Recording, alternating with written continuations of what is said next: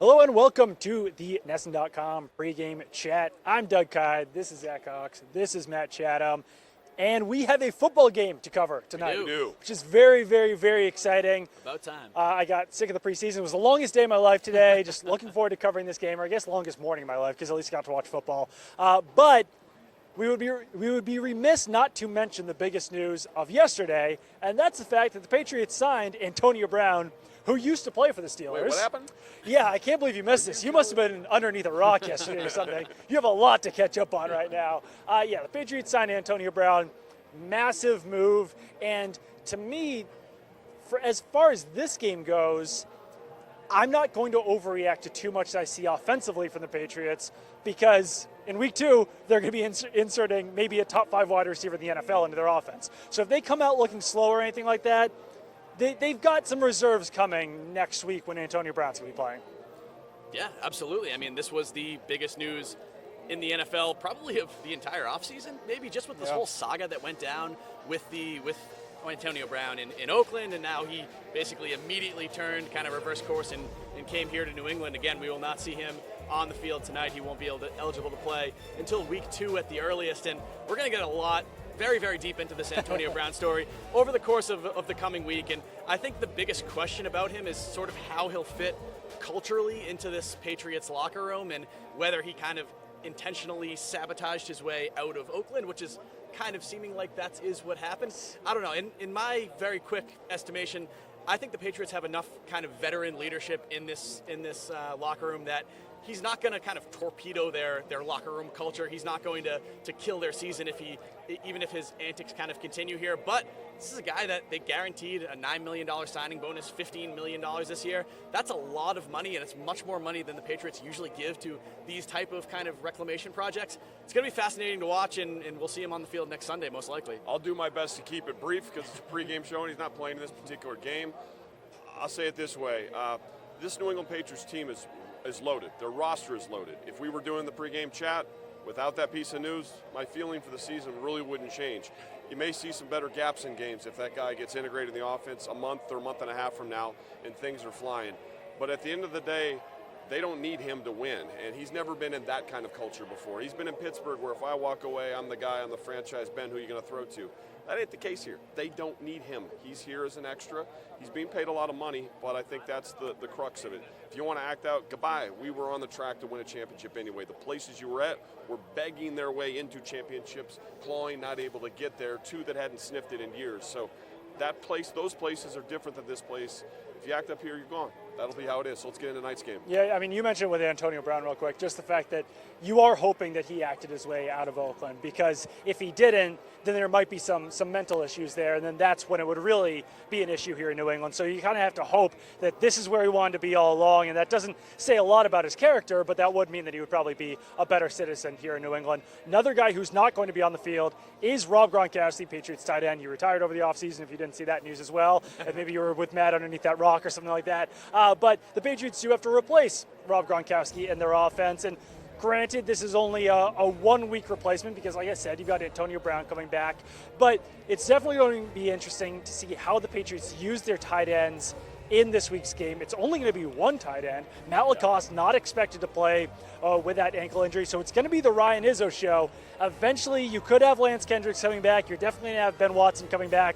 So they got some reserves down the road, but I don't know. It's going to be interesting to see if there's a lot of snaps in this game where they don't have a tight end at all, and I think that's actually possible in week 1 at least. Yeah, I was just going to correct you there, say use their tight end. Right. Because they do only have one tight end active for this game, who is Ryan Izzo, who has never played in an NFL game. This will be his NFL debut. He was the 2018 7th-round pick last year, missed all last year, spent it all on injured reserve.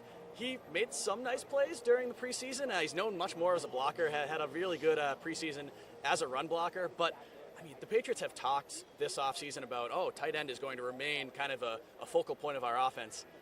Anything they get in the passing game from Ryan Izzo and then from Matt LaCosse whenever he does come back on the field is going to be kind of a bonus. I mean, this passing game is really going to run almost exclusively now through these wide receivers and through these running backs, which is a pretty stark kind of departure from the system that we've seen here for the last, decade, whenever Rob Gronkowski arrived here. So I'm going to be very interested to see today how that how that looks. Again, as you mentioned, it's going to look a little bit different next week once Antonio Brown is in the mix here. But yeah, that's going to be one of the really big storylines to watch tonight. So the analogy popped in my head. Maybe it's terrible. We'll see where this goes. But if you it's always a good start. If you were in Miami your whole life and all you did was watch football with Miami Dolphins, you would think it would be normal to wear teal. Teal's pretty weird. It doesn't happen around the rest of the NFL.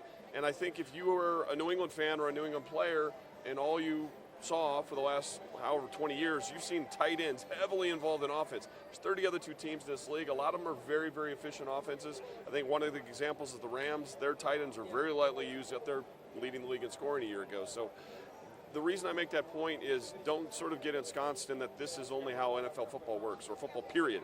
The tight end does not have to be targeted. The tight end can do an awesome job, can really knock his role out of the park and never be targeted. That's just not how it works necessarily in a lot of different places. Now, you've seen the Zach Ertz, you've seen the Kelce's, and clearly the Gronk, who did both the jobs extremely well, be a focal point. But again, there's a lot of other ways to get to the finish line without doing that. So Ryan Izzo can go out and block the edge very well as a run blocker and a pass protector and a late lead guy. I mean, he can be a little like Dwayne Allen was the occasions when Tom would throw the ball. It's protect, be an outlet. That's doing your job.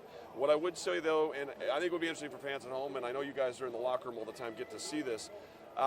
If Ryan Izzo were to stand here out of pads, take a seat alongside of us, and James Devlin were to do so as well, you, if you didn't know who the two humans were, wouldn't know which was a tight end. One's a fullback. James is 6'3", 6'4", 270 pounds, 260. He's the tight end his body. I mean, these isn't the days of Dan Kreider, old good Steelers fullback that's 5'11" and wide fullback. Their fullback has a tight end's frame. So I think they actually do carry two air quote tight ends because they can nosh them over to they call it YY. So basically a tight end next to a wing, and you have a two tight end set. So 22, which is two backs, two tights, it could be the two backs being like the James White and Michelle together with that second back actually being a tight end, being a Devlin over the wing. So just that you have to kind of change the way you think now that things have changed. But understand, this is a loaded offense. In the absence of that tight end, a lot of good wide receivers, a lot of good backs, and a really good offensive line. And a guy that's good at quarterback. Yeah, for sure. And I mean, the Patriots, before they had Gronk, tight ends were not nearly as involved in the offense. So even if you are a Patriots fan, just kind of have to look back a little bit further on that one. In Mighty Ducks, Adam Banks, is that the kid's name? Cake eater? Ryan Izzo kind of looks like Adam Banks. So if he was standing here, you'd be like, is that Adam Banks or is that Ryan Izzo? So let's talk about a guy who will be playing tonight, and that is Josh Gordon. He's certainly going to help offset the loss of Rob Gronkowski a little bit out there. We'll see how long he lasts. We'll see how long he can stay on this team and in this offense. But another thing that will certainly be interesting for me to see is how involved he is in week one, because he did come in so late. He was reinstated late off of the suspension. Then he started off on NFI. So he did not play in a preseason game with Tom Brady. He played in one preseason game. It was the fourth preseason game. And he didn't look phenomenal. He didn't look as good as Demaryius Thomas, I'll say that. I think he had 2 catches on 6 targets. He did draw a defensive pass interference penalty, but looked a little bit more rusty than even Demaryius Thomas did. So I don't know if he's going to be playing 100% of snaps. I think they could mix in some wide receivers out there a little bit, but I do certainly still expect him to be involved in the offense and for Tom Brady to look at him pretty early and often, I'd say. Yeah, Josh Gordon hasn't caught a pass from Tom Brady in a game since the last time these two teams played last season, last December. His suspension kicked in basically right after that game, and he was gone until the middle of, was it August 16th, the middle of August, when his suspension was finally lifted. So he's still kind of feeling his way back into this offense, I would assume, especially because trust with Tom Brady is such a difficult thing for receivers to find. And once you get it, you don't just keep it for life. It's something that kind of has to be sort of worked on and maintained.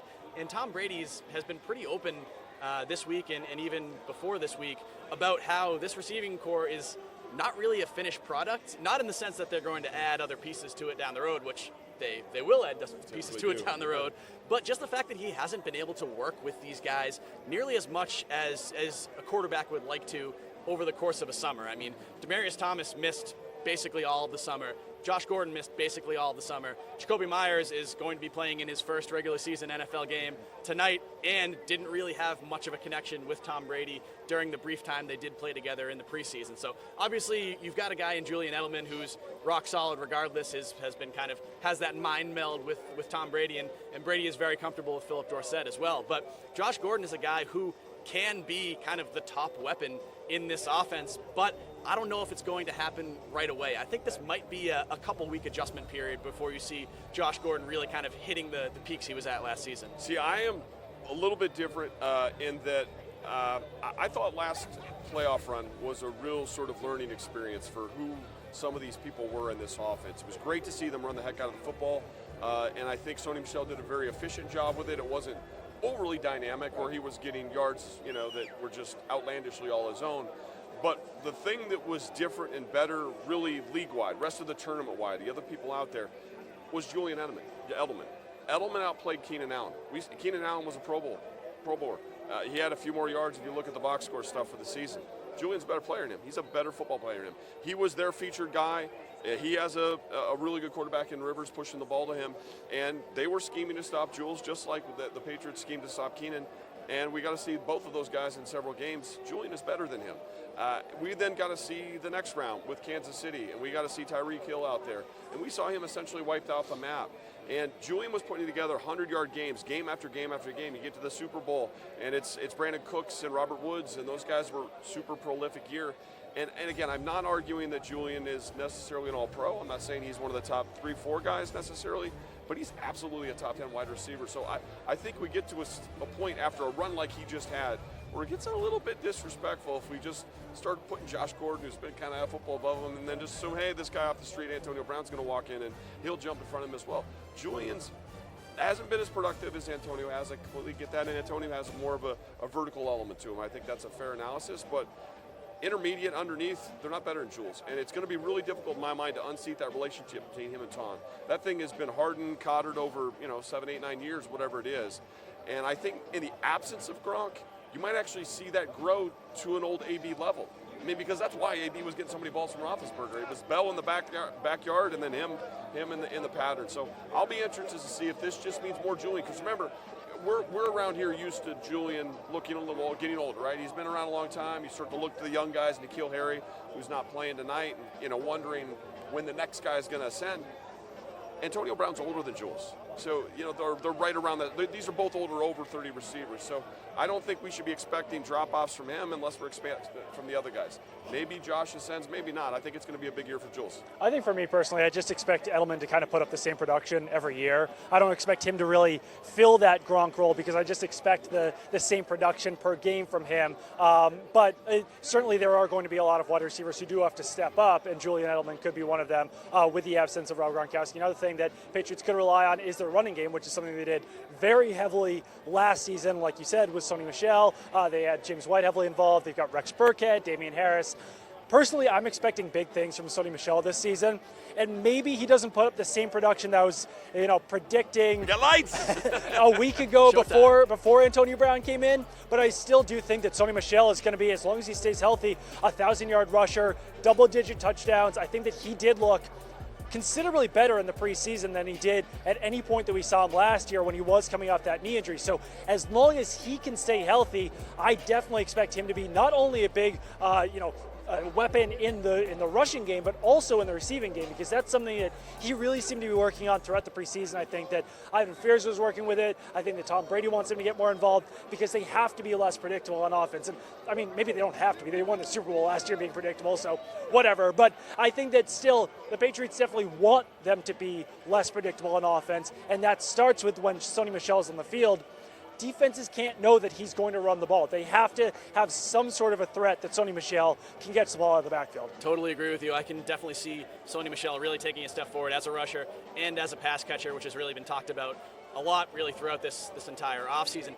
There's two kind of variables in there. One's obviously the health, when he's got to prove that he can stay healthy. The knee has already been an issue for him since he joined the Patriots last year. And another one's the offensive line. The Patriots' offensive line is mostly intact. It's 3/5 intact right now, but you lose David Andrews, you lose Trent Brown. Those are two very important players in there. And now Isaiah Wynn has looked good when he's come back. I know everybody in the organization really likes him. He's not a mauler. He's a more of a pass blocker than a run blocker. He did look okay as a run blocker during the preseason, but when he was at Georgia, pass protection was his kind of forte. Yeah. Is he going to be able to be that kind of guy that can sort of pave the road for a runner like Sony Michel? Because he's not the biggest guy out there. He's certainly a lot smaller than Trent Brown is. And then when you have Ted Karras slotting in there for David Andrews, Ted Karras has been a very valuable reserve for the Patriots for the last couple seasons.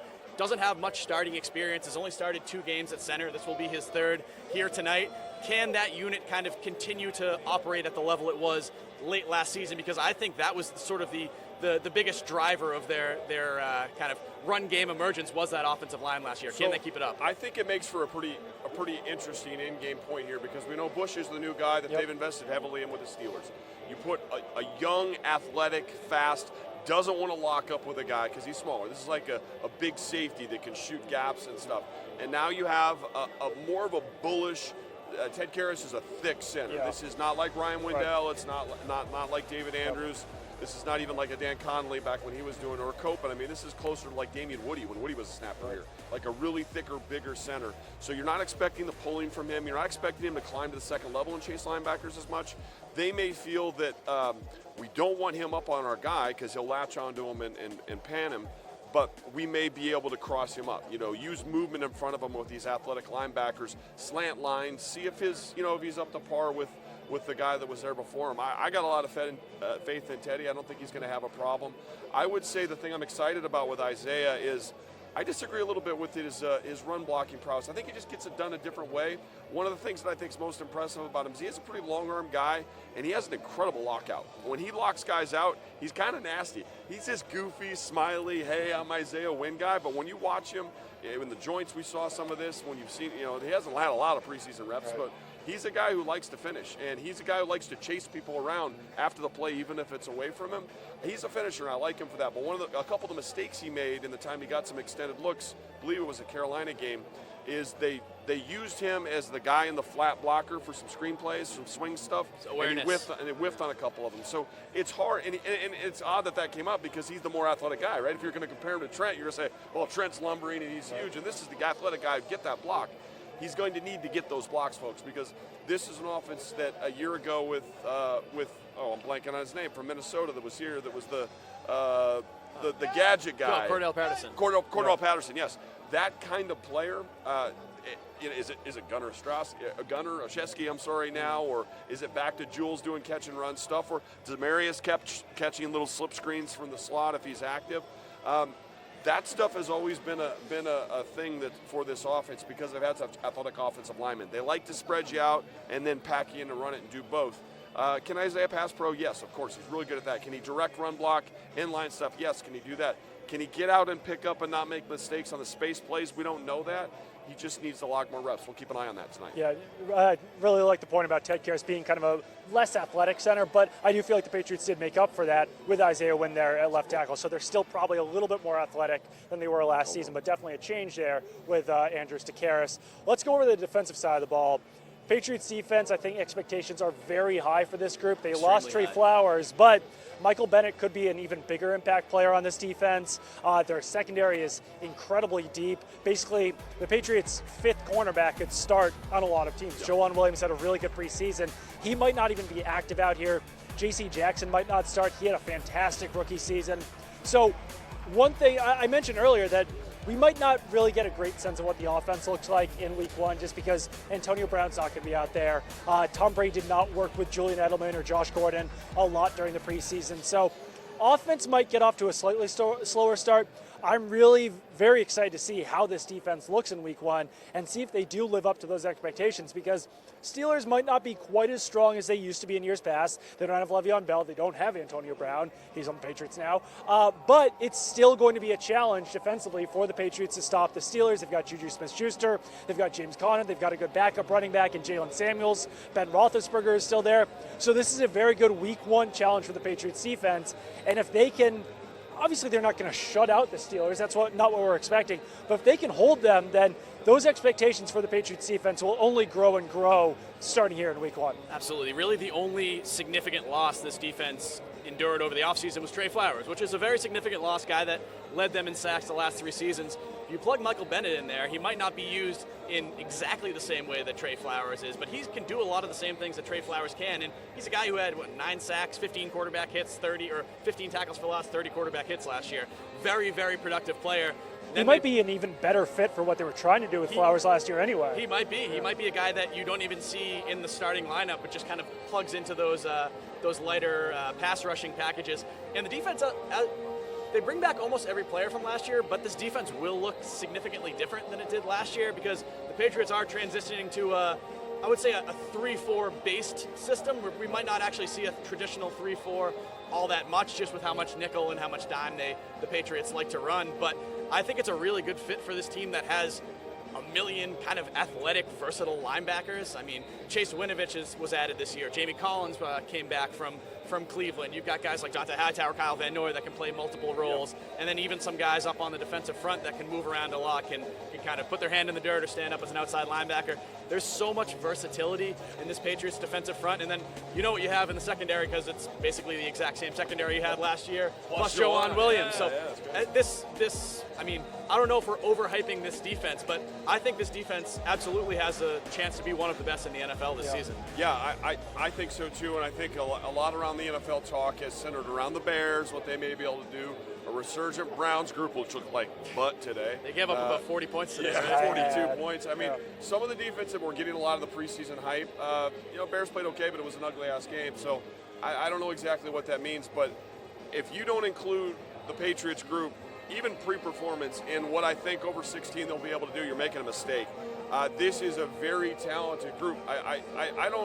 I don't get caught up in as much necessarily if Michael and Trey are going to have the same jobs. I just think you have a very same caliber of player. Absolutely. How they fit them, they'll Yeah. figure that out. I think Dietrich Wise is about to have a really big year.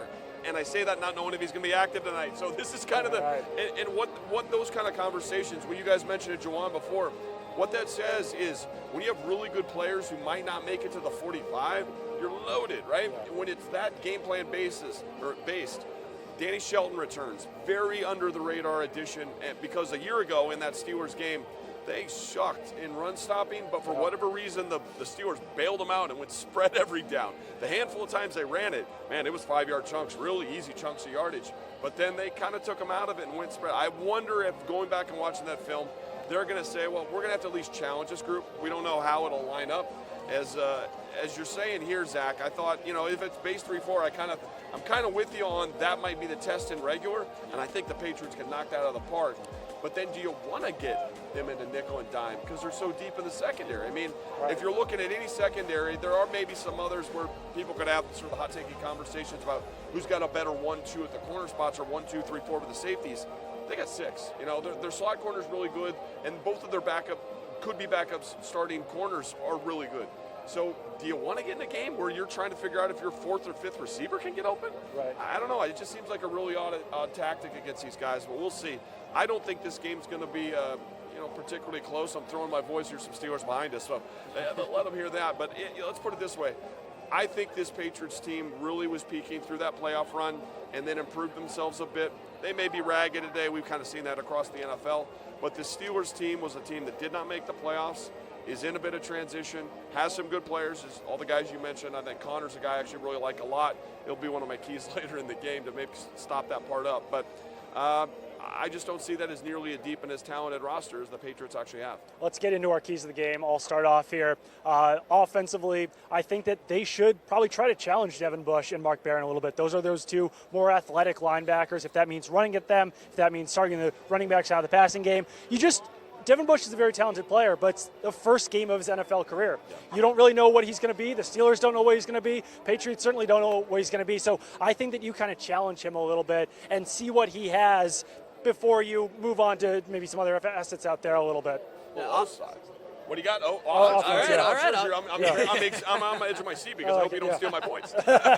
No, offensively, I'd like to see just Tom Brady develop some sort of rapport with these new receivers, as we mentioned before, with this kind of new look group because he doesn't have a Gronkowski to sort of fall back on. We're really, as we mentioned before, probably not going to see much at all from the tight end. So I just kind of want to see how this whole group comes together do we see Josh Gordon that looks something that resembles Josh Gordon from last year, or do we see the Josh Gordon that we saw a couple weeks ago in that preseason game where he just kind of really struggled to get open and had a couple drops and didn't look ready yet? What kind of Josh Gordon do we see here tonight? I'm interested to see that.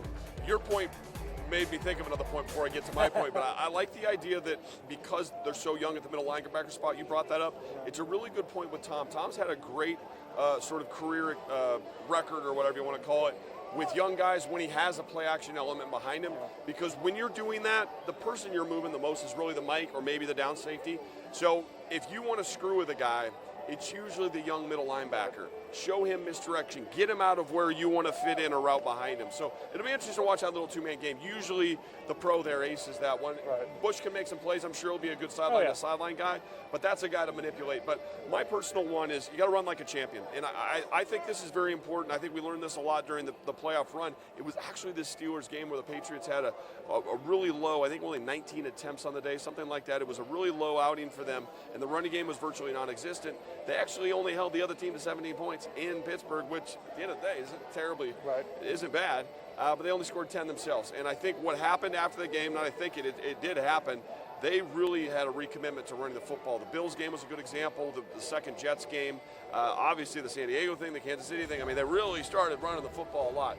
That's their MO. They built the roster to do that. They can spread you out in 2 minute and 4 minute, and Tom can pick you apart that way. But I think going back to what got you here and what got you the banner they're going to drop this evening, that's a good idea. Sure, on the defensive side of the ball, mine's simple. You just can't let JUJU Smith-Schuster beat you. He is the number one wide receiver on this team now that Antonio Brown is on the Patriots now. Quick detour in Oakland there for him. But I don't know how they handle that. I don't know if it's Stephon Gilmore that you just have him shadow all over the field. I don't think that's the worst option. The other option would be to have Stephon Gilmore shut down a guy like Dante Moncrief, which won't be that challenging for him, I don't think. And then you have either J.C. Jackson or Jason McCourty take on Smith-Schuster with the safety help over the top. I think that if you do limit Smith-Schuster, if you shut him down, I don't love these other wide receivers on the Steelers, at least coming into week one. I don't think that Dante Moncrief is the best player. I don't think that Ryan Switzer is the best player. James Washington struggled a little bit in year one. You've got the rookie Deontay Johnson. I don't even know if he's going to play. So if you can take out Smith-Schuster, I think it's a lot easier to shut down that Steelers passing attack. You know, I actually have the same key to the game as you, so I'll just touch on those secondary receivers a little bit more. These Steelers teams, these Steelers offenses have always been the best when they have that quality, high-quality number two, whether it was JUJU Smith-Schuster a couple years ago, Martavis Bryant going back a couple years.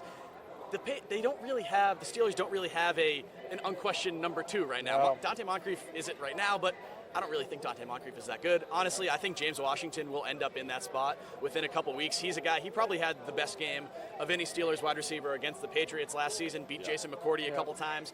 So I think the Patriots, in addition to handling JUJU Smith-Schuster, who is now their kind of unquestioned number one, I don't think they can sleep on some of these guys, because I think James Washington, someone who had a really good preseason, I think he's someone that can sneak up and give them some issues if they sort of devote too many resources to stopping JUJU.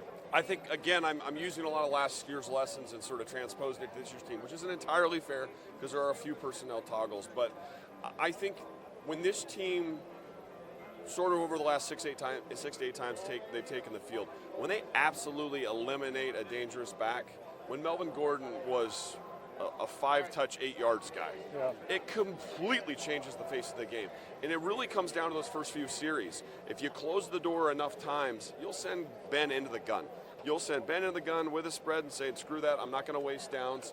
I'm going to go ahead and just, try to throw each down and do my best to spread the field. I think if they can get to a point where they do that really early, take James Conner out, defend the run that way, where it's like, okay, and we're not just talking run plays here. Also, he's a catch threat as well. If you kind of eliminate that and say the backs are out of the game, we've got to go to something else. I think you've really put yourself ahead of the curve, and I love this Patriots unit when they're able to put him back in the gun and go after him like they did Cam Newton. So that's kind of my major point here. Ben is a lot like Cam. Ben's a better thrower than Cam, but he's a big target who's nowhere near as mobile as Cam Newton was. We saw that in the third preseason game. Patriots knocked him out with consecutive pressures on 3 particular plays. So if you get Ben into sort of a heavy definitive pass look and go after him with this really unusual looks that we've seen out of Mayo and the versatile group of God knows 8 different outside guys that play all over the place, I think you got a formula to really cause these guys some problems. So we'll keep an eye on that tonight. I think the Patriots will definitely respect that run game quite a bit more because Connor is playing in this game. It was Jalen Samuels at running back when they played in Week 15. I think that's kind of the reason why they went so light up front. Let's go to Chatham's choice. Patriots are favored by 5.5. The over-under is 49 points. What's your choice here? So, around the NFL today, we got a little bit screwed because there were some of those, there was a Thursday night game that was a mess. It was a total of points you can count on your hand kind of thing. And there were the Jets-Bills game had that feel of kind of ugly football, and it took them a full half to get going. I'm going to go with the under on that 49, kind of on the same premise that both offenses, the Patriots, they're working their way through some stuff. They don't know where they're going to go with the football. I won't be surprised if they score 30 points. Right. But I won't be surprised if they lose a quarter of two where they're not terribly prodigious and it just ends up in a high 20 kind of thing.